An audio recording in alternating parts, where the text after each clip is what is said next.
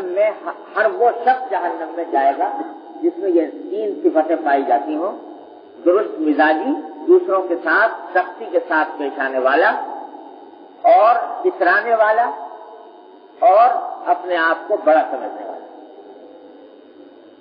تو اس حدیث میں بھی نبی کریم سرور دو عالم صلی اللہ علیہ وسلم نے بتایا کہ یہ کبر ایسی چیز ہے، تکبر ایسی چیز ہے جو انسان کو جہنم میں لے جا کر چھوڑتی ہے۔ اللہ تعالیٰ حفاظت فرمائے۔ اگلی حدیث بھی اسی جیسی ہے، اس لیے اس کو بھی ساتھ ہی پڑھ لیتا ہوں۔ عن ابی سعید الخدری رضی اللہ تعالی عنہ عن النبی صلی اللہ علیہ وسلم، حضرت ابو سعید خدری رضی اللہ تعالی عنہ روایت کرتے ہیں کہ نبی کریم صلی اللہ علیہ وسلم نے ارشاد فرمایا کہ احتجت الجنت والنار، کہ جنت اور جہنم ان دونوں کے درمیان آپس میں مناظرہ ہو گیا،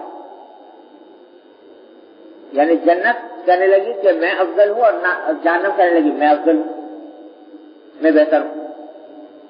فقالت النار، تو جہنم نے کہا کہ میں اس لیے بہتر بڑی ہوں کہ فی الجبارون المتکبرون، میرے اندر جتنے بڑے بڑے جبار دنیا میں گزرے ہیں اور جتنے بڑے بڑے متکبرین گزرے ہیں، بڑے منصب والے، بڑی شان و شوکت والے، وہ سب میرے پاس آنے والے ہیں۔ لہذا میرا درجہ اس لیے بڑا ہے کہ میرے پاس وہ لوگ آئیں گے جن کا درجہ دنیا میں بڑا سمجھا جاتا تھا، یا جنہوں نے اپنا درجہ بنایا ہوا تھا، اپنی شان و شوکت بنائی ہوئی، وہ میرے پاس آئیں گے۔ وقالت الجنہ، اور جنت نے کہا اس کے جواب میں کہ فیہ ضعفاء الناس و مساکینہم، مجھے تو اس پر فخر ہے کہ میرے پاس وہ لوگ آئیں گے جو ضعفاء، کمزور، دنیا میں کمزور سمجھے جاتے تھے، دیکھنے والا ان کی کوئی شان و شوکت نہیں سمجھتا تھا، اور مساکین تھے۔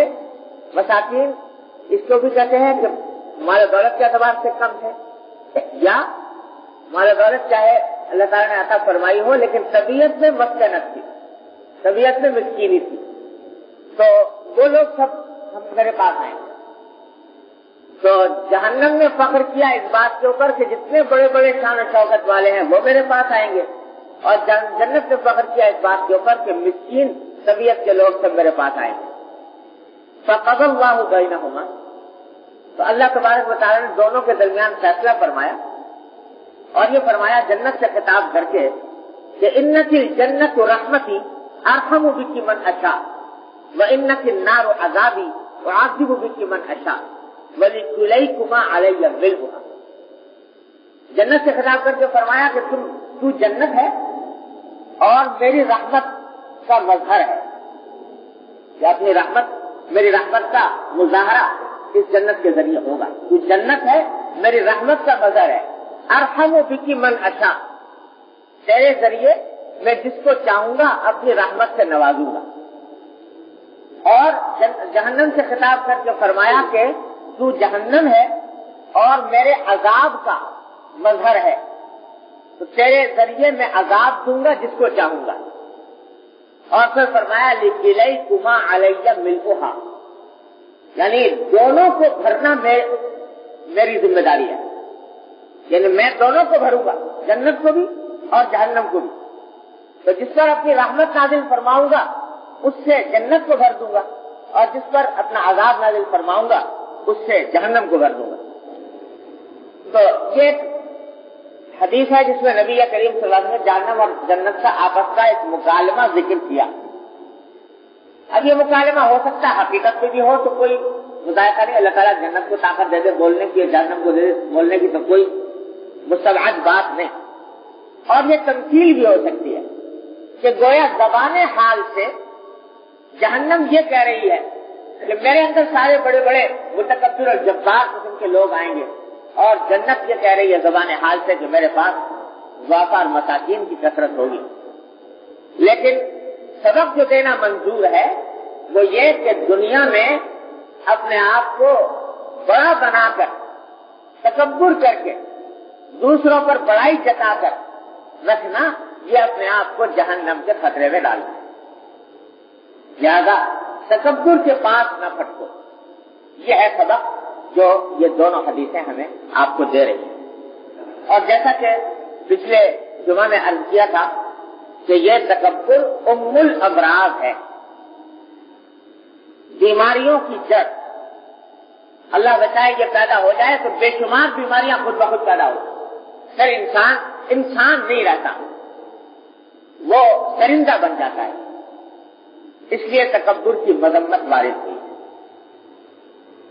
تکبر پیدا ہوتا ہے در حقیقت اپنے آپ پر نگاہ کرتے رہنے سے، کہ اپنے آپ کو ہر وقت دیکھ رہا ہے کہ میری فلاں چیز اچھی، میری فلاں چیز اچھی، میرا فلاں مقام اچھا، میری فلاں صفت اچھی۔ اپنی اچھائیوں کا مراقبہ کرنے سے، اپنی اچھائیوں کو بار بار سوچنے سے دل میں تکبر پیدا ہوتا ہے اور آدمی اپنے آپ کو بڑا سمجھنا شروع کر دیتا ہے۔ تو اس کا نتیجہ یہ ہوتا ہے کہ پھر اس کے اعمال، اس کے افعال، دوسروں کے ساتھ برتاؤ، ہر چیز میں اس کی جھلک آتی ہے، وہ دوسروں کے ساتھ درستی سے پیش آتا ہے۔ تو لہذا جب یہ بیماری پیدا ہوتی ہے اپنی اچھائیوں کی طرف نگاہ کرنے سے، تو علاج بھی اس کا بالضد ہے، یعنی اس کا علاج یہ ہے کہ اپنے عیوب کا استحضار کرے، اپنی کوتاہیوں کا، اپنی غلطیوں کا، اپنی بیچارگی کا استحضار کرے تو اس سے تکبر دور ہوتا ہے۔ اور اگر کبھی فہرست بنانے بیٹھ جاؤ اپنی اچھائیوں اور برائیوں کی، تو یہی دنیا میں فیصلہ ہو جائے گا کہ عیوب زیادہ ہے یا اچھائیاں زیادہ ہے۔ کوئی بھی انسان، انبیاء علیہ السلام کا معاملہ اللہ تعالیٰ نے سب سے الگ بنایا، لیکن انسان کوئی بھی ایسا نہیں کہ جو اگر اپنے عیوب اور اچھائیوں کا موازنہ کرے تو اس کی واقعی اچھائیاں زیادہ ہوں، عیوب زیادہ ہوں۔ ارے بھائی، کس بات پر اتراتے ہو، کس بات پر ناز کرتے ہو؟ کیا چیز تمہاری ذات کے اندر موجود ہے جس کے اوپر ناز کرو، جس پر فخر کرو؟ حضرت ذوالنور مصری رحمۃ اللہ علیہ مشہور اولیاء اللہ میں سے ہیں، وہ ایک مرتبہ جا رہے تھے تو راستے میں ایک شخص کو دیکھا، بڑا اکڑا ہوا جا رہا ہے، سینہ تان کر اور ہاتھ چلا کر، اور ایسا لگ رہا ہے کہ جیسے یہ فرعون بنا ہوا چل رہا ہے۔ تو قرآن شریف میں فرمایا وَلَا تَمْشِ فِي الْأَرْضِ مَرَحًا، زمین پر اکڑ کر نہ چلو، إِنَّكَ لَن تَخْرِقَ الْأَرْضَ وَلَن تَبْلُغَ الْجِبَالَ طُولًا، کہ جتنا اکڑ کے چل رہو زمین کو تم پھاڑ نہیں سکتے اور پہاڑ کے برابر تمہارا قد و قامت نہیں ہو سکتا، لہذا اکڑ کر نہ چلو۔ حضرت ذوالنور مصری رحمۃ اللہ نے دیکھا کہ وہ آدمی اکڑتا ہوا جا رہا ہے تو اس کو ٹوکا حضرت ذوالنور مصری رحمۃ اللہ کہ دیکھو بھائی، یہ اس طرح اکڑ کر چلنا یہ اچھی بات نہیں ہے۔ قرآن شریف میں اللہ تعالیٰ نے اپنے بندوں کی تعریف کرتے ہوئے فرمایا وَعِبَادُ الرَّحْمَنِ الَّذِينَ يَمْشُونَ عَلَى الْأَرْضِ هَوْنًا، کہ اللہ کے رحمان کے بندے وہ ہیں جو زمین پر تواضع کے ساتھ چلتے ہیں۔ تم اکڑ کر چل رہے ہو، یہ قرآن شریف میں منع کیا ہے، گناہ ہے، حرام ہے اس طرح اکڑ کر چلنا۔ سمجھانے کی کوشش، وہ کہا تھا، وہ تو اپنے تکبر کے نشے میں مست تھا، اس نے جواب میں کہا اتدری من انا، جانتے ہو میں کون ہوں؟ مجھے تم یہ نصیحت کرتے ہو، جانتے نہیں میں کون ہوں؟ مطلب یہ تھا کہ میں بہت بڑا آدمی ہوں اور میرا مقام اتنا بلند ہے کہ اگر میں اکڑ کر چلوں تو مجھے زیبا ہے اور میرے اوپر کوئی انگلی رکھنے کی گنجائش نہیں۔ تو کہا کہ جانتے ہو میں کون ہوں؟ تو اس وقت حضرت ذوالنور مصری رحمۃ اللہ علیہ نے ایک جملہ ارشاد فرمایا جو ضرب المثل بن گیا عربی میں۔ فرمایا کہ ہاں بھائی جانتا ہوں تم کون ہو، اولک نطفۃ مضرہ وآخرک جیفۃ قذرہ وانت ما بین ذلک تحمل العذرہ، کہ جانتا ہوں تم کون ہو، تمہاری ابتدا تو ہوئی تھی ایک گندے پانی سے، پیدا ہوئے تھے ایک گندے پانی سے، گندے نطفے سے، تو اولو کا نطفۃ مضرہ وآخرو کا جیفۃ قذرہ، اور انجام تمہارا یہ ہونا ہے کہ بالآخر جب انتقال ہو جائے گا، مر جاؤ گے، تو یہ جسم جو ہے یہ ایک انتہائی بدبودار مردار جسم بن جائے گا۔ تو انتہا یہ ہے، ابتدا ہوئی تھی گندے پانی سے، انتہا ہوگی ایک مردار جسم کے اوپر۔ اب رہا بیچ کا معاملہ، تو فرمایا وَأَنْتَ فِيمَا بَيْنَ ذَلِكَ تَحْمِلُ الْعُذْرَ، کہ یہ بیچ کا درمیانہ عرصہ ہے، اس پورے عرصے میں تم ہر وقت نجاست اٹھائے پھرتے ہو، کوئی وقت ایسا نہیں ہے جس میں کہ تم نجاست اٹھائے نہ پھر رہے ہو۔ یہ حقیقت ہے۔ ذرا میں کون ہوں؟ تو پیدا بھی گندے پانی سے ہوئے، آخر میں جا کر بھی مردار بننا ہے، اور دنیا کے اندر جو زندگی گزار رہے ہو تو اس حالت میں گزار رہے ہو کہ اللہ تعالیٰ نے یہ کھال جو بنا دیا ہے نا انسان کے اوپر، اس نے سارے عیوب چھپا رکھے ہیں۔ ذرا کھال چھیل کر دیکھ لو تو سارا جسم نجاست سے بھرا ہوا، یہ خون ہے، یہ پیپ ہے، یہ پیشاب ہے، یہ پخانہ ہے، یہ پانی ہے، جو کچھ ہے سب نجیس ہے۔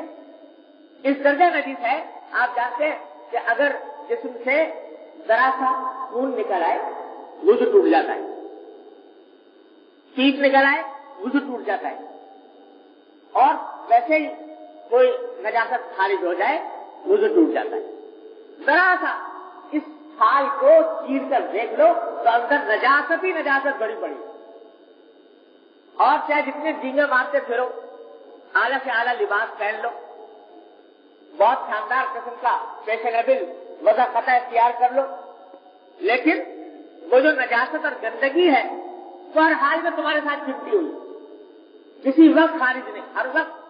بقول حضرت حکیم الامت صاحب آئے تھے کہ جہاں جاتے ہو یہ نجاست اپنے ساتھ لیے پھرتے ہو، اور ڈینگے مار رہے ہو کہ میں یہ ہوں اور وہ، حقیقت میں ساری نجاست سے بھری ہوئی۔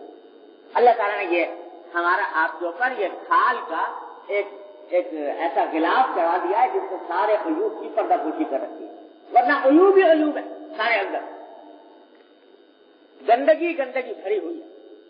اس کا کبھی استحضار کر لو کہ یہ میری حقیقت ہے، اور جس دن ذرا یہ کچھ یہ کھال جو ہے یہ اپنا کام کرنا چھوڑ دے تو لوگ گھن کرنے لگے، اللہ بچائے۔ یہ کھال جو عیب کو چھپا رہی ہے، یہ کھال اپنا کام کرنا چھوڑ دے تو لوگ گھن کرنا شروع کر دیتے ہیں، قریب میں ایسے آدمی کو آنے دیتے ہیں کہ جس کے اندر یہ خرابی پائی جاتی ہے۔ جزام کوڑ اللہ بچائے پیدا ہو جائے تو کوئی قریب بٹھاتے ہوئے بھی لوگ گھنیاتے ہیں کہ اس کے یہ قریب آ جائے گا تو نفرت معلوم ہوتی، اور یہاں تک کہہ دیا کہ خود شریعت نے یہ کہہ دیا کہ اگر کوئی آدمی اس قسم کے کسی مرض میں مبتلا ہو، بیماری میں، کوڑ میں، جزام میں، بلکہ یہاں تک لکھا فقہاء کرام نے کہ اگر کسی شخص کے منہ سے بدبو آتی ہو اس کو بھی مسجد میں جا کر جماعت سے نماز پڑھنا جائز نہیں، اس لیے کہ جب منہ سے بدبو آ رہی ہے بہت تیز اور جا کر نماز میں کھڑا ہو جائے گا تو آس پاس کے لوگوں کو تکلیف پہنچے، تو یہ بدبو اس بیچارے کا کوئی ایسا معاملہ ہو گیا جس کی وجہ سے بدبو منہ سے ظاہر ہونے لگی، ورنہ بدبو ہم سب میں موجود ہے، کوئی بھی ایسا نہیں ہے جس کے اندر وہ بدبو موجود نہ ہو، لیکن اس کی بدبو آنے لگی، ظاہر ہونے لگی،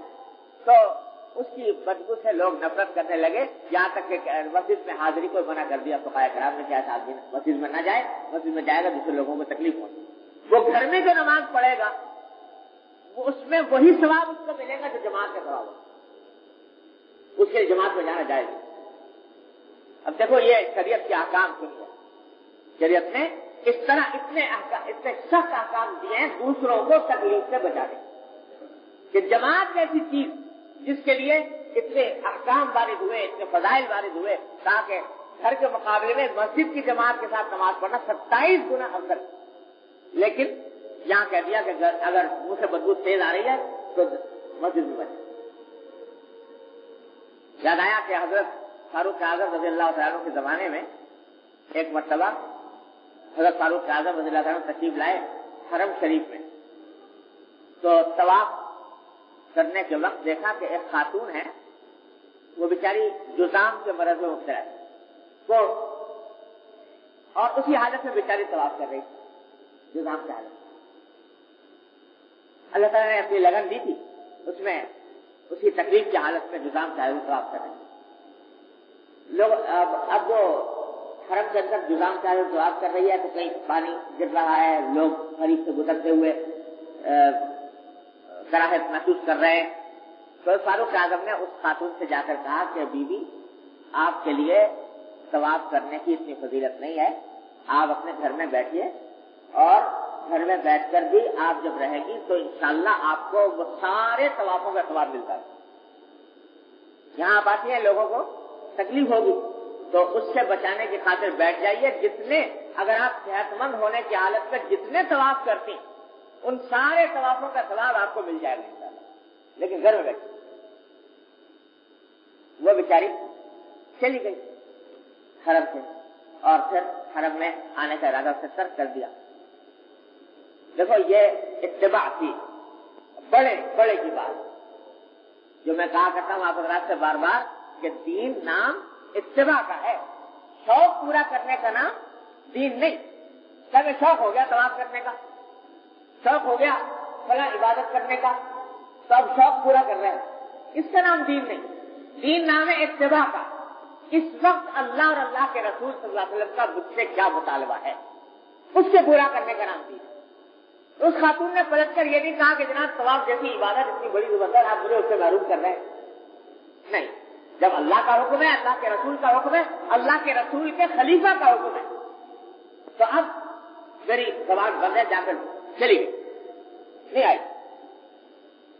جب کئی سال گزر گئے تو اس بیچاری کو پھر کچھ دل میں جذبہ پیدا ہوا کہ بہت دن ہو گئے ہیں کبھی طواف کرنے کی نوبت نہیں آئی، چلو دیکھا کچھ دن کئی سال گزرنے کے بعد اس وقت فاروق اعظم کی شہادت ہو چکی تھی، تشریف دنیا سے جا چکے تھے، تو لوگوں نے دیکھا کہ وہی عورت حرم کی طرف آ رہی ہے۔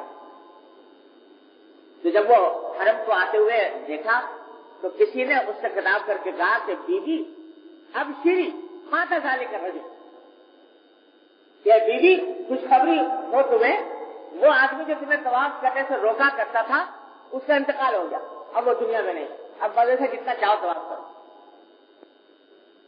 تو وہ جس وقت اس نے یہ لفظ سنا کہ وہ اس کا انتقال ہو گیا تو وہ اس کی آنکھوں میں آنسو آ کہنے لگی انا للہ و انا الیہ راجعون۔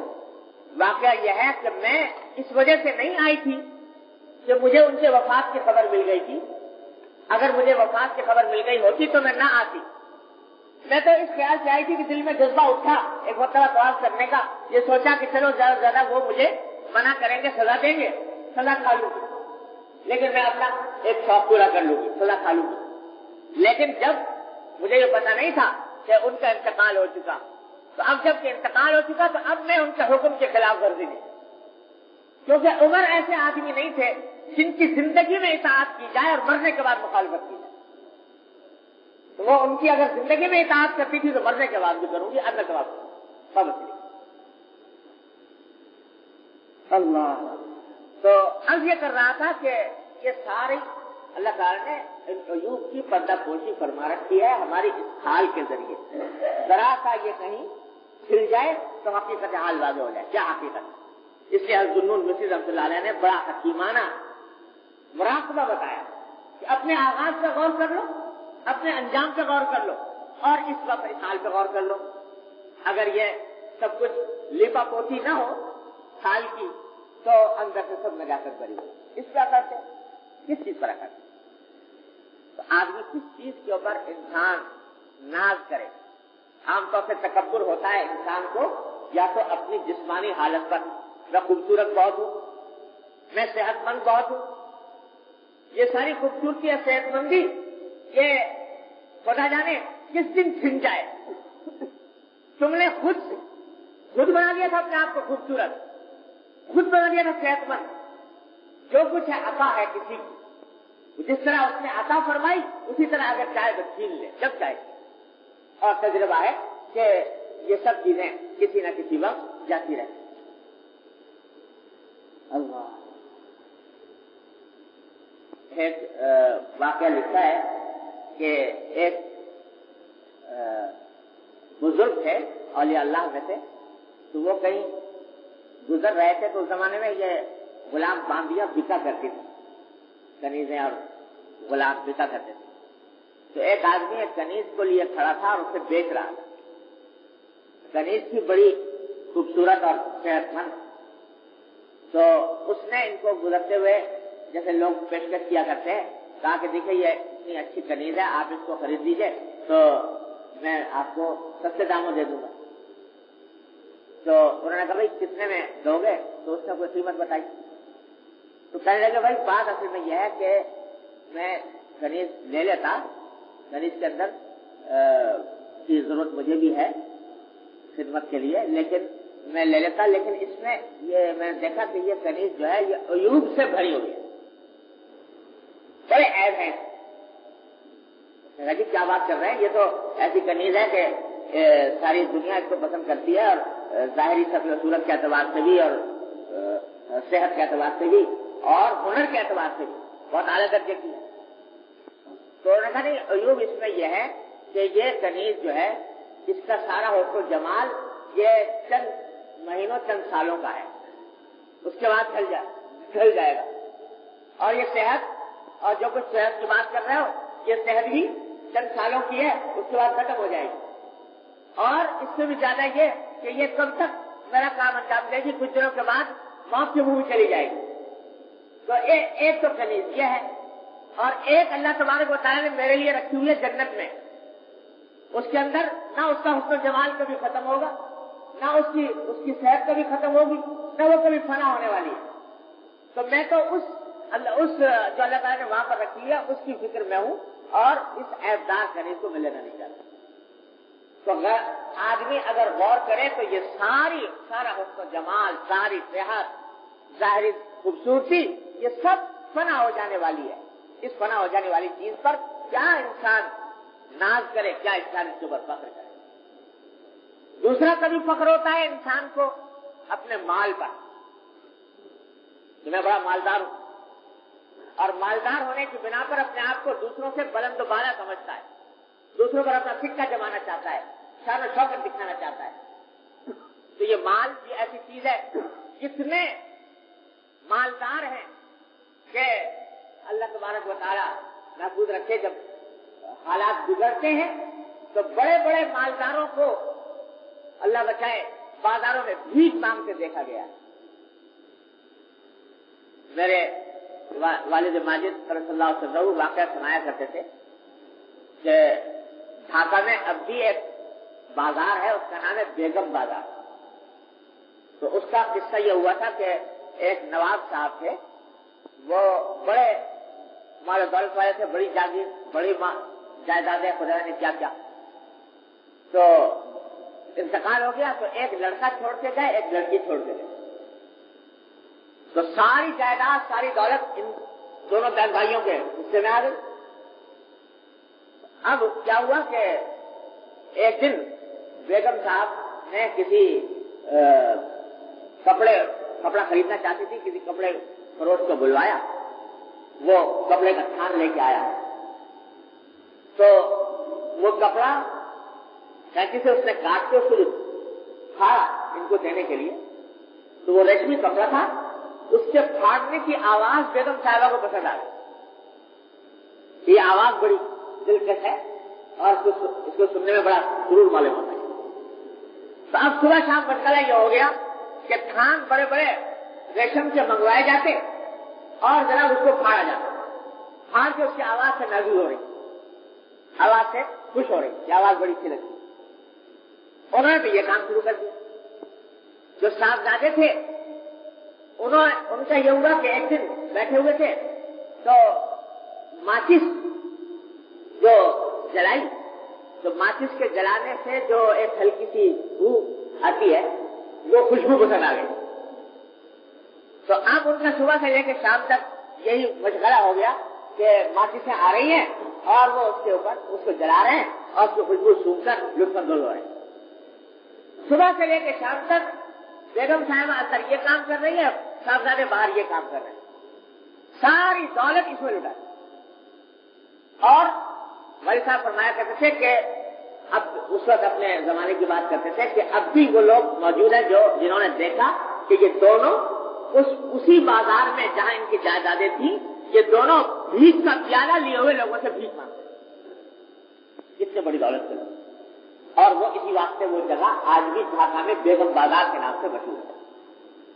تو اللہ بچائے، اللہ تعالیٰ عقل ذرا سی پھیر دے، مت الٹی ہو جائے، سارا مال، ساری دولت، ساری جائیداد، یہ سب کچھ اکارت ہو جاتا ہے، بڑا نے کب سیکھ جائے، اس پر فخر کر رہے ہو، اس پر ناز کر رہے ہو۔ علم پر ناز ہوتا ہے بعض کو، میں بڑا عالم ہوں، بڑا فاضل ہوں، بڑا ہنرمند ہوں، تو یہ علم اور فضل اور ہنر یہ بھی سب اللہ جل جلالہ کی عطا ہے، اور کبھی سلب ہو جائے اللہ بچائے تو انسان کچھ بھی نہیں کرتا۔ بڑے بڑے عالم، بڑے بڑے ہنرمند کو دیکھا کہ کسی وقت ایسے عاجز ہوتے ہیں، جیسے معلوم ہوتا ہے کہ وقت سے بدتر جاہل بھی ایسا نہیں کرتا۔ اللہ، میں خود اپنا تجربہ آپ حضرات سے عرض کرتا ہوں کہ شروع سے بچپن سے لکھنے کی عادت ہے، اور پتہ نہیں کتنے کاغذ، خدا جانے ہزارہ کاغذ کالے کیے ہو، تو لکھنے کی عادت ہے، اور مضمون کتاب تالیفات یہ لکھنا۔ لیکن آپ سے میں سچ عرض کرتا ہوں کہ بعض اوقات ایسا ہوتا ہے کہ بالکل معمولی سی بات، چھوٹی سی بات، جس سے لکھنا کوئی مشکل نہیں، وہ بیٹھ کے سوچ رہا ہوں کہ لکھوں، ہاتھ میں قلم ہے، سامنے کاغذ ہے، فرصت کا وقت میسر ہے، اس کے باوجود دو لفظ نہیں بنتا۔ اللہ تبارک و تعالیٰ کی طرف سے توفیق نہ ہو تو انسان دو لفظ نہیں لکھتا، اور جب کبھی اللہ تعالیٰ کی طرف سے توفیق ہو جاتی ہے تو تھوڑے سے وقت میں اللہ تبارک و تعالیٰ بہت کچھ لکھوا دیتا ہے۔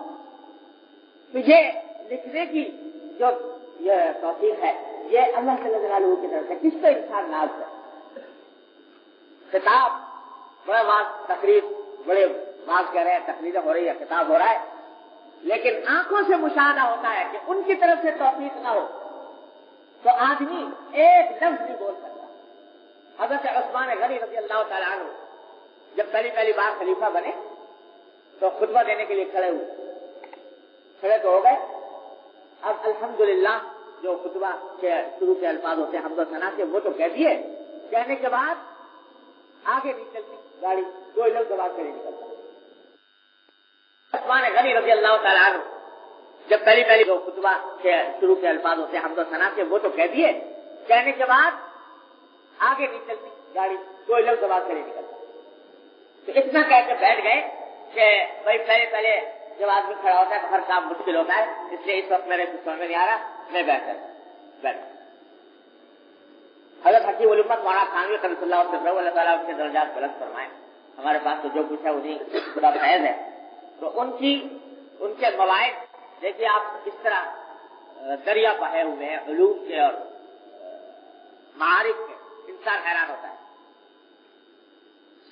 600-700 سے کم مواعظ نہیں ہے جو چھپ گئے، جو نہیں چھپے وہ اس کے علاوہ۔ لیکن میں نے اپنے شیخ حضرت ڈاکٹر صاحب قدس اللہ علیہ وسلم سے سنا کہ ایک مرتبہ حضرت کھڑے ہوئے واز کہنے کے لیے کسی مسجد میں، غالباً دہلی کی بات، تو وہاں پر بیان کرنے کے لیے کھڑے ہوئے، خطبہ پڑھا۔ اب خطبہ پڑھنے کے بعد خاموش کھڑے، جب کئی منٹ گزر گئے تو فرمانے لگے کہ بھائی وہ میں کچھ کہنا چاہتا تھا لیکن کوئی اس وقت بات ذہن میں ہی نہیں آ رہی کہ کیا کہوں کیا نہ کہوں۔ بہت سوچا کہ پہلے کچھ بیان کیا گیا ہے، پہلے اتنے بیانات کیے گئے ان میں سے کوئی بات کہہ دوں، لیکن وہ بھی کچھ یاد نہیں آ رہی۔ اب اگر کچھ کہوں گا تو تکلف سے کہوں گا، اور تکلف سے میری عادت نہیں، لہٰذا السلام علیکم، لہٰذا میں اب کچھ کہنے سے معذور ہوں۔ اب اتنا بڑا عالم متباحر، اس وقت اللہ تبارک و تعالیٰ کی طرف سے کوئی بات القا نہیں ہوئی، بیٹھ گئے۔ کس علم پر انسان ناز کرے؟ میرے حضرت شیخ فرمانے لگے ایک مرتبہ حضرت ڈاکٹر صاحب صلی اللہ علیہ وسلم کہ دیکھو بھائی سبق آموز بات ہے، کس بات پر انسان ناز کرے۔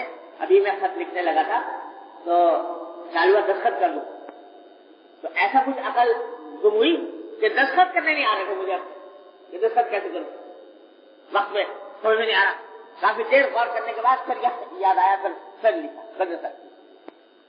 کس چیز پر انسان بھروسہ کرے، کس چیز پر انسان ناز کرے، سب اللہ جل جلالہ کی عطا ہے. جب چاہے سر پر تو علم، فضل، ہنر، کوئی چیز ایسی نہیں ہے جس کے اوپر ناز کرے. منصب، چاہو منصب، بڑے مرتبے کے آدمی ہیں، بڑا اونچا مقام ہے اور لوگ مانتے ہیں یہ سب کچھ، لیکن سارا جاؤ منصب کسی ایک مرحلے میں جا کر کھڑا رہ جاتا ہے اور ختم. ایک سبق آموز قصہ خود میرے ساتھ ایک مرتبہ پیش آیا، اور میں کیونکہ عدالت میں بھی کام کرنے کا موقع ملتا ہے تو وہاں عدالت کے کچھ آداب ہوتے ہیں. ایک مرتبہ میں عدالت سے نکل رہا تھا تو گاڑی میں سوار تھا، تو جس دروازہ ہوتا ہے وہاں پر سپاہی کھڑے رہتے ہیں بڑے مسلح، اور جب کوئی جج صاحب وہاں سے گزرتے ہیں تو وہ ان کو ایک خاص شان سے سلامی دیتے ہیں. تو میں نکل رہا تھا، گاڑی کے اندر بیٹھا ہوا وہ سپاہی جو وہاں پر کھڑا ہوا تھا اس نے حسب معمول بڑے ادب کے ساتھ تعظیم کے ساتھ سلامی دی. سلامی دے کے نکل آئے، بڑی تعظیم ہوئی. تو باہر نکلنے کے بعد اتفاق سے میرے ڈرائیور کو کچھ کام تھا، کسی جگہ جانا تھا، تو اس نے مجھ سے چھٹی لے لی. تو میں نے کہا چلو میں ہی ڈرائیو کر کے لے جاتا ہوں گاڑی. تو وہ اپنے کسی کام سے رہ گیا، میں نے ڈرائیو کرنی شروع کر. اب وہ مجھے یاد بات رہتا نہیں کہ کون سی سڑک کے اوپر موڑنا چاہیے، کون سی پر نہیں موڑنا چاہیے. تو ایک جگہ غلط موڑ دیا اسی وقت، ابھی 5 منٹ ہوئے تھے وہاں سے نکلے ہوئے، تو موڑ دیا غلط ایک سڑک کے اوپر. اب جو میں نے غلط موڑا تو ایک سپاہی آ گیا اور اس نے جناب بڑی سخت سنانی شروع کی. تو میں نے نظر نہیں آتا، تمہاری منہ پر آنکھیں نہیں ہے، یہ راستہ بن گیا ہے، تم نے اس کے اندر موڑ دیا. بڑی اس نے سخت لہجے میں سخت سنانی شروع کی. تو میں نے کہا دیکھو یہ ہے انسان کی حقیقت. ابھی وہاں وہ سلامی دے رہا تھا اور بڑی تعظیم تکریم کر رہا تھا، اور ابھی یہاں اس نے اس کا فوراً بدلہ چکا دیا 1 منٹ. تو اس کو بعد اس کو سمجھایا کہ غلطی ہو گئی. اس نے کہا نہیں جی نتیجہ یہ کہ وہ چالان کرنا شروع کر دیا. تو خیر چالان تو اس کو کرنا چاہیے تھا. میں نے کہا بھائی کر لو. اس میں کوئی آدمی آ گیا جو مجھے جانتا تھا، تو اس نے اس سے کہا کہ بھائی تم کیا حرکت کر رہے ہو. اس کو بیچارے کو پھر بعد میں بڑی ندامت ہونے لگی، کہنے لگا کہ نہیں میں چالان والا نہیں کرتا. پھر میں نے زبردستی چالان کہا کہ نہیں کرو، اس راستے کے واقف قانون کی خلاف ورزی تھی، تو اس لیے چالان تمہیں کرنا چاہیے. اب وہ اس کی ہاتھ پاؤں کے طوطے اڑے ہوئے کہ یہ پتہ نہیں میرے ساتھ کیا معاملہ ہوگا. لیکن بہرحال اللہ تعالیٰ نے اسی وقت دکھا دیا کہ یہ سارے عزت، شہرت، تعظیم، ادب، یہ سب اضافی چیزیں ہیں، وقتی، عارضی، بے بنیاد، بے حقیقت.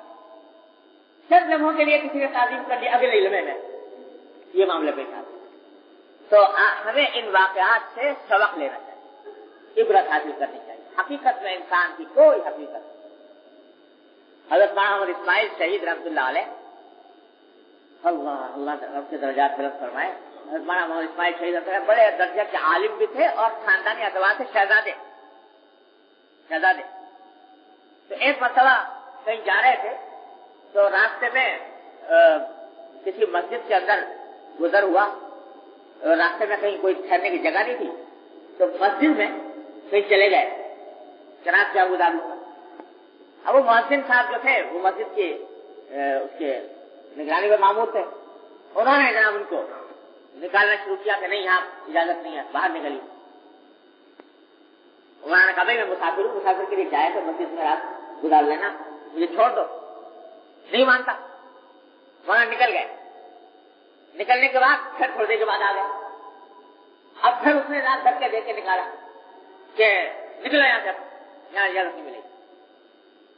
پھر نکل گیا مانا 2-3 دن تھوڑی دیر گھما کے پھر اندر داخل ہو گئے. پھر اسے دھکے دے کے نکالنے کی کوشش کی. اسی دھکا پیل میں دیکھا کہ وہ 2 شاہی سوار، شاہی جو بادشاہ کے، وہ آئے مولانا کو ڈھونڈتے ڈھانٹتے. تو کس نے بتایا ہوگا کہ وہاں آئے تو وہ ڈھونڈتے ہوئے دیکھا تو وہاں مؤذن سے جناب دھکا پیل ہو رہی تھی. تو مولانا وہ بادشاہ نے دیکھا کہ یہ شاہی سوار ان کو بلانے آیا تھے، کوئی بڑا آدمی ہوگا کچھ بادشاہ نے آدمی کو بلانے کے لیے آئے، اب اس کی سیٹنگ گم ہوئی کہ میں نے ان کے ساتھ اس طرح کا معاملہ کیا تو اب میرا کیا اثر بنے گا. تو مولانا نے اس کو تسلی دی کہ نہیں بھائی تمہارا کچھ حالہ کچھ نقصان پہنچے گا، تم نے ٹھیک کام کیا اور واقعی مسجد کی حفاظت کرنا تمہاری ذمہ داری تھی، تمہیں مجھے چاہیے تھا نکالا، مجھے اس کے اوپر کوئی وہ نہیں ہے، تمہیں بے فکر اور سزا نہیں ملے. جب یہ سب کچھ ہو گیا اس نے کہا کہ حضرت پھر آپ نے کیا کیوں یہ، یعنی ایک بچہ میں نکال دیا تھا، پھر دوبارہ آئے، پھر دوبارہ نکال دیا، تین پھر آئے آپ، تو یہ کیا آپ نے کام کیا؟ میں نے کہا چھوڑو تم یہ بات. مجھے کہا نہیں کہ میں اس وقت تک نہیں چھوڑوں گا جب تک آپ مجھے بتائیں نہیں یہ کیوں کیا. تو میں نے فرمایا کہ اصل بات یہ ہے کہ بھائی باہر جب جاتا ہوں تو ہاتھ پاؤں چومنے والے بہت ہیں اور لوگ تعظیم کرنے والے بہت ہیں، اور اس کے نتیجے میں کبھی کبھی انسان کا اپنا نفس خراب ہو جاتا ہے. تو کبھی کبھی ایسا ہونا چاہیے، اس لیے میں نے سوچا کہ یہ موقع غنیمت ہے، اس نفس کو بتاؤں کہ تیری حقیقت یہ ہے کہ تجھے دھکے دے کے نکالے. تو اپنے نفس کو بتانے کے لیے لایا تھا یہاں اس جگہ بار بار اس لیے یہ علاج کرتے ہیں یہ لوگ اپنے نفس کا کہ کہیں اس کے ذریعے دھوکہ نہ کھا جائے، دوسروں کے کہتے کہتے خود بھی دھوکے میں آ جائے جہاں میں ہو گیا کوئی بڑا. تو بھائی نہ انسان خوبصورتی پر صحت پر ناز کر سکتا ہے، نہ مال پر ناز کر سکتا ہے، نہ علم پر ناز کر سکتا ہے، نہ عہدے اور منصب پر ناز کر سکتا ہے، کوئی چیز ناز کی نہیں ہے. آدمی کو اپنی حقیقت پہچاننی چاہیے کہ مٹی سے پیدا ہوا تھا، گندے پانی سے اس کی تخلیق ہوئی اور اب بھی نجاستیں اٹھائے پھر رہا ہے. کس چیز کے اوپر اکڑے، کس چیز پر اترائے.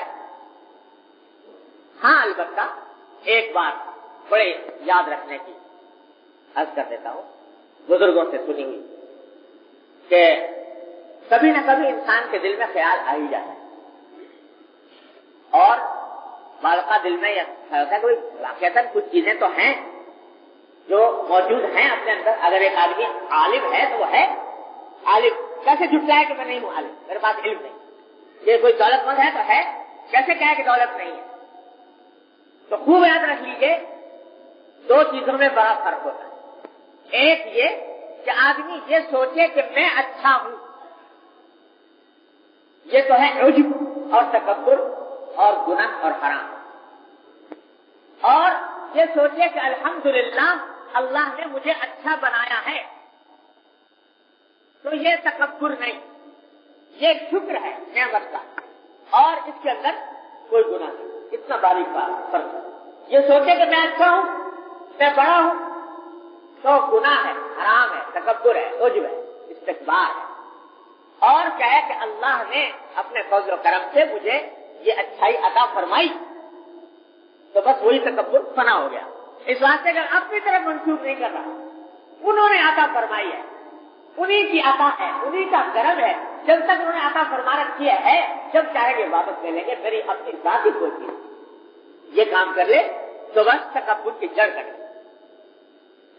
اسی واسطے ہمارے حضرت فرمایا کرتے تھے، حضرت ڈاکٹر صاحب کا صلاح سن رہا ہوں کہ شکر وہ چیز ہے جو تکبر کی جڑ کاٹ دے.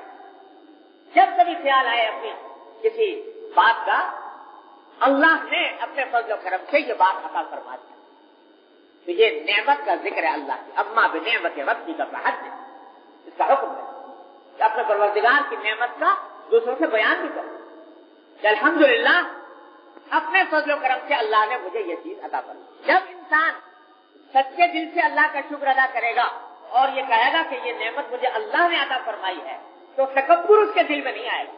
پھر وہ دوسروں کو حقارت سے نہیں دیکھے گا، اس واسطے کہ جانتا ہے کہ میری کچھ نہیں، میری کوئی چیز نہیں، میری کوئی حقیقت نہیں، اللہ نے عطا فرمائی ہے، جب چاہے گا واپس لے لے. تو ایسا آدمی کبھی دوسرے کو حقیر نہیں سمجھتا، کبھی دوسرے کے ساتھ درستی کا سختی کا معاملہ نہیں کرتا. یہ ہے فرق تکبر میں حدیث نعمت. جو متکبر ہوتا ہے اس کے دماغ میں یہ بات ہوتی ہے کہ نہیں، مجھے جو کچھ ملا ہے میری ذاتی خصوصیت ہے، اور جب اللہ کی طرف منسوخ کر دیتا ہے تو یہ بات ختم ہو جاتی ہے. یہ بات تھی تکبر سے متعلق. اب تکبر کے جس طرح حرام ہے، اسی کے مقابل میں فرض ہے تواضع اختیار کرنا، کہ آدمی تواضع اختیار کرے. یہ بھی ضروری ہے. تکبر حرام اور تواضع اللہ کے لیے تواضع واجب.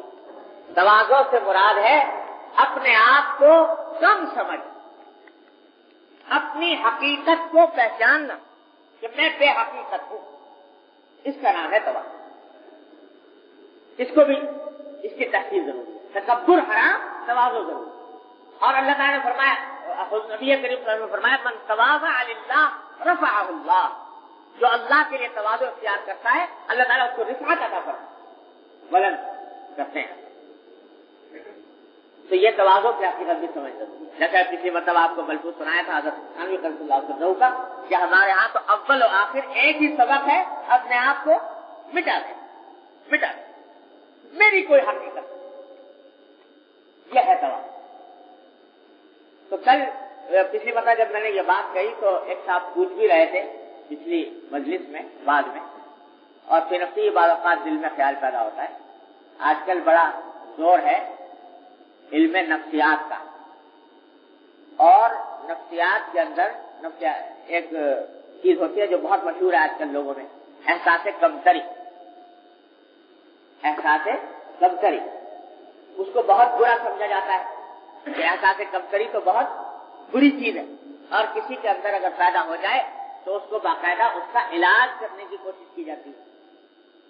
تو وہ ایک صاحب پوچھنے لگے کہ صاحب آپ کہہ رہے تھے کہ اپنے آپ کو مٹانا چاہیے، جس کا معنی یہ ہے کہ آپ احساس کمتری لوگوں کے دل میں پیدا کرنا چاہتے ہیں، اور جب تواضع کا حکم دیا گیا ہے جس کا معنی یہ ہے کہ احساس کمتری لوگ اپنے اندر پیدا کریں. تو کیا یہ بات صحیح ہے کہ احساس کمتری پیدا کریں؟ تو بھائی تواضع اور احساس کمتری کا فرق سمجھنا چاہیے. ایک تو بات یہ ہے کہ یہ نفسیات جن لوگوں نے مرتب کی ان کو بیچاروں کو دین کا اللہ کے رسول کا کچھ پتا تھا نہیں، لہٰذا انہوں نے ایک ایسا لفظ اختیار کر لیا کہ جس میں بعض اچھی باتیں بھی شامل ہو جاتی ہیں، اس کو بھی احساس کمتری میں شامل کر دیا. لیکن فی الواقعہ تواضع میں اور احساس کمتری میں فرق ہوتا ہے.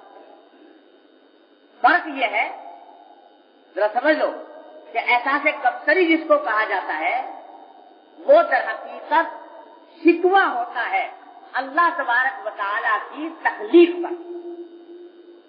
یعنی کہ انسان کو یہ خیال ہوتا ہے کہ مجھے بہت محروم رکھا گیا ہے،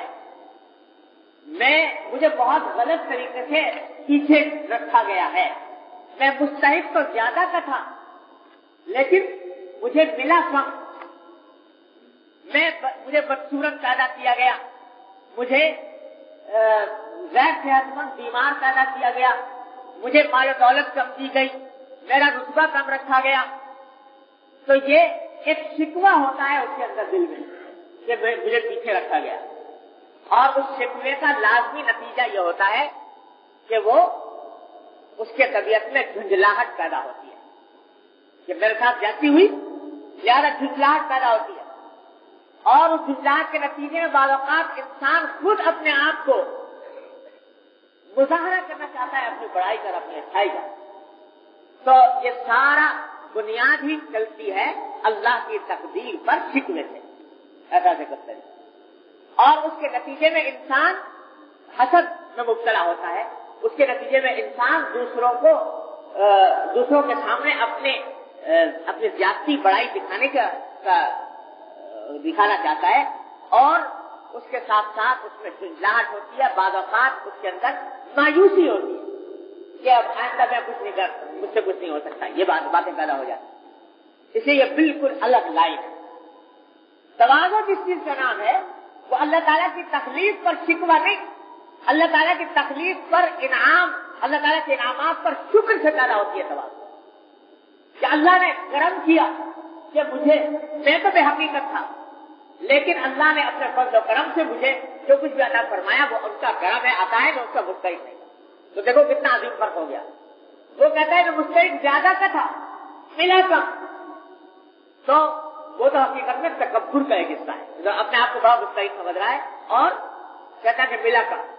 اور تواضع والا یہ کہتا ہے کہ صاحب میں مستحق تو اتنے کا بھی نہیں تھا جتنا مجھے ملا.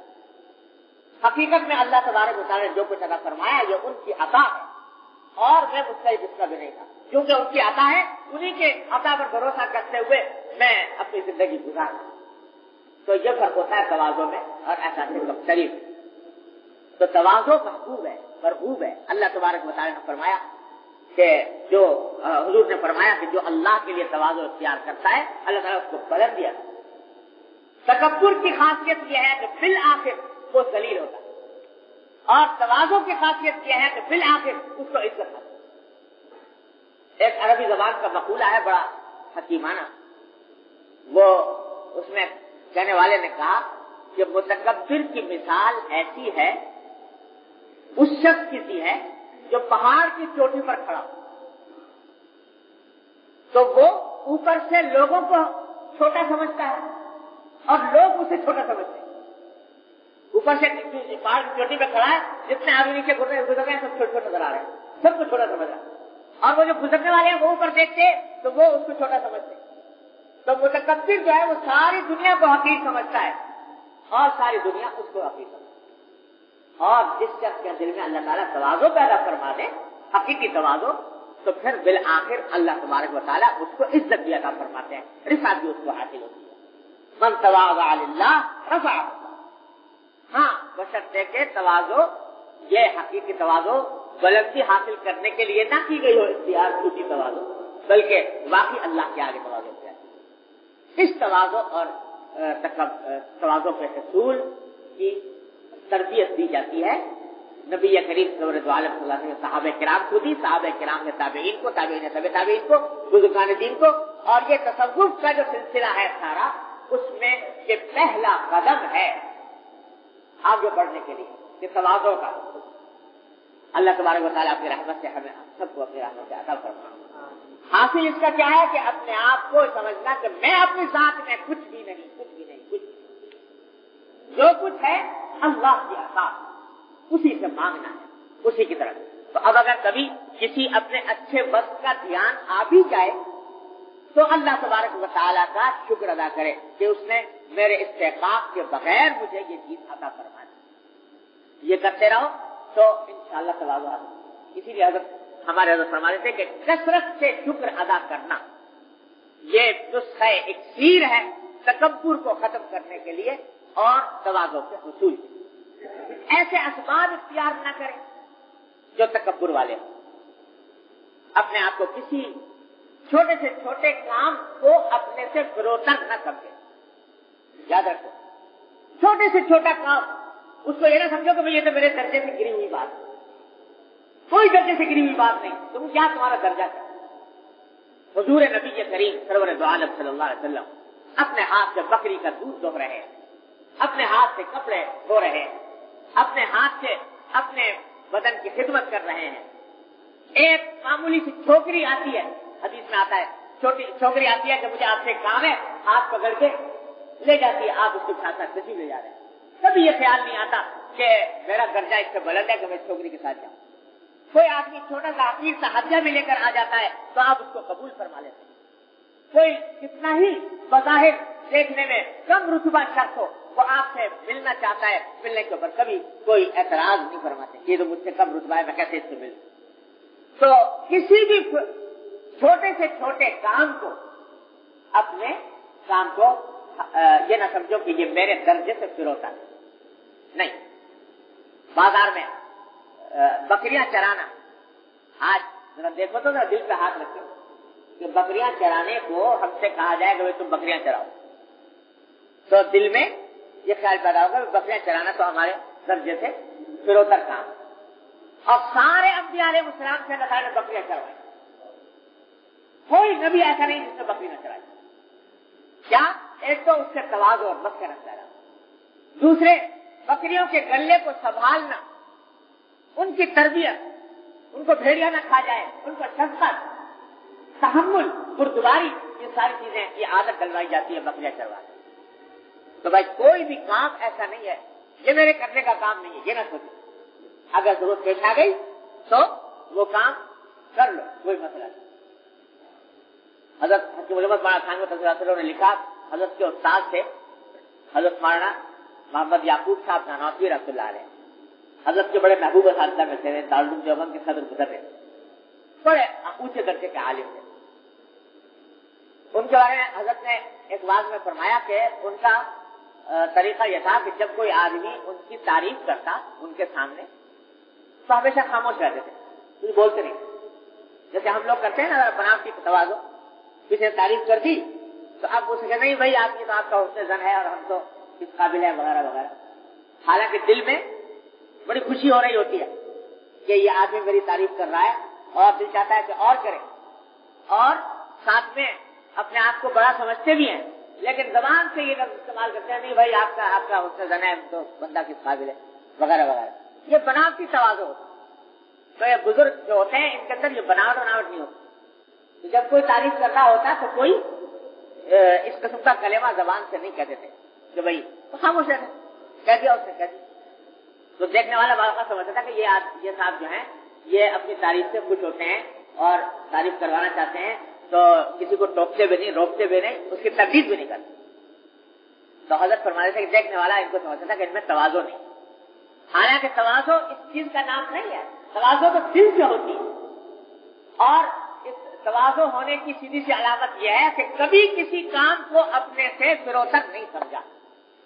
تو ایک مرتبہ ان کے ایسے بزرگوں کے ساتھ واقعات بھی عجیب عجیب پیش آتے ہیں. ایک بزرگ ان کو کسی نے دعوت دے دی اپنے ہاں اپنے گاؤں میں کھانے کے لیے, بلا لیا, انہوں نے دعوت قبول فرما لی.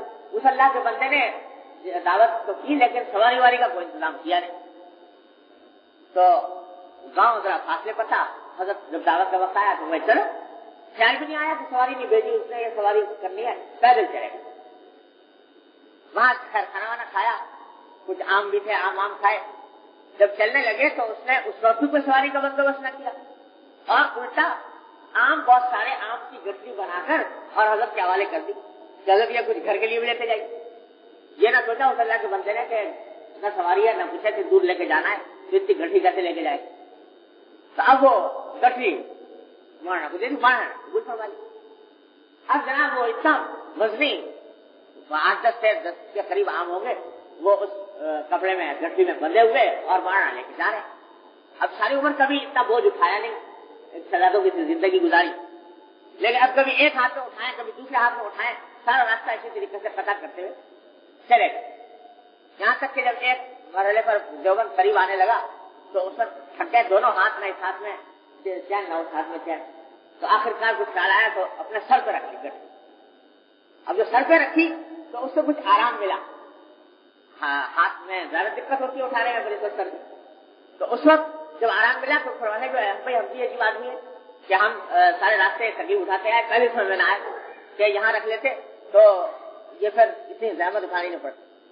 اب وہ سر پر گٹھی رکھی ہوئی ہے اور جناب مرنا تشریف لے جا رہا ہے.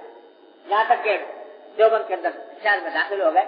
اب جو لوگ آ رہے ہیں وہ جناب سلام کر رہے ہیں, مسافہ کر رہے ہیں, ایک ہاتھ سے گٹھی سنبھالی ہوئی, ایک ہاتھ سے سلام اور مسافہ بھی ہو رہا ہے. اسی حالت میں اپنا پہنچ گئے دیوبند, اور نہ ایک حاشیہ خیال میں یہ بات نہیں آئی کہ یہ کام میرے مرتبے کے خلاف ہو, دارالعلوم دیوبند کے صدر مدرس کے مرتبے کے خلاف. جب ضرورت پیش آ گئی عمر بھر نہیں کیا تھا, لیکن ضرورت پیش آ گئی تو اپنے مرتبے کے خلاف نہیں سمجھا اس کام. تو کسی کام کو کتنا ہی معمولی کام کیوں نہ ہو اپنے مرتبے سے فروتر نہ سمجھے, یہ ہے تواضع کی علامت. اللہ تعالیٰ کی رحمت سے مجھے آپ کو سب کو عطا فرمائے. دعا فرما لیجیے. اللہم صلی علی سیدنا محمد کما صلیت علی ابراہیم وعلی آل ابراہیم. ربنا ظلمنا انفسنا وان لم تغفر لنا وترحمنا لنكونن من الخاسرين. ربنا ظلمنا انفسنا وان لم تغفر لنا وترحمنا لنكونن من الخاسرين. ربنا آتنا في الدنيا حسنة وفي الآخرة حسنة وقنا عذاب النار. یا ارحم الراحمین اپنے فضل و کرم اپنی رحمت سے ہمارے تمام گناہوں کو معاف کر. یا اللہ ہمارے تمام گناہوں کو, معصیتوں کو معاف کر. یا اللہ.